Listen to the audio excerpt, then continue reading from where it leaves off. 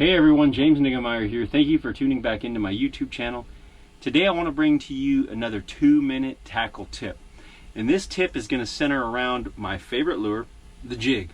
I love the jig because it literally works 12 months of the year for all three species, whether it's largemouth, smallmouth, spotted, what have you. As far as bass are concerned, the jig is just such a versatile bait. And probably the biggest thing that I like about it is the fact that it generally generates larger than average size bites. So I've got a quick tip for you, a 2-minute tackle tip for you on the jig. But before we get into that, if you haven't already subscribed to my channel, please go ahead and hit the subscribe button. And if you like the content, please give me a thumbs up and drop a comment down there. Let me know what you think. I like to throw my jigs with a jig chunk, plastic jig chunk. Used to throw like a pork frog on the back there. Really was a big fan of the pork frogs. And when I put on my jig chunks, I pretty much just kind of find the center, run it through, and just kind of hang it back there.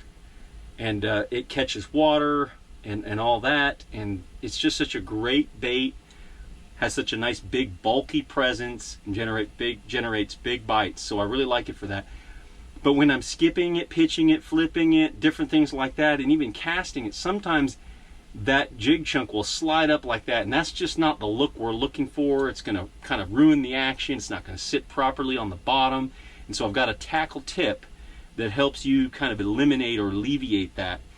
And that is, I'm going to take a finesse. This was a finesse worm, and I've cut it. And I've cut it off right there, just a segment like about this long, probably an inch and a quarter in length. And I'm going to thread it on the hook here, just right up, nice and steady, nice and straight, right up out the other side. And this is not a tip that I came up with. This is something that I learned from reading books and magazines and different things like that. It's something that guys have done for a long, long time.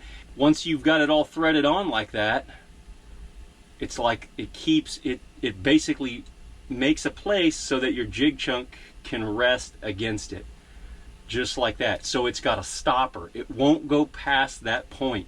And that's what I'm after. It helps me to have my bait always looking right and that jig chunk's not sliding up the shank of the hook.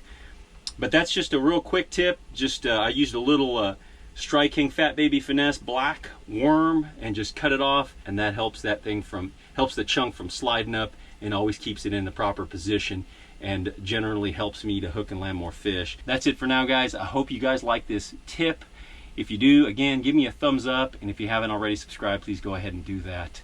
And until next time, thanks for watching and good fishing.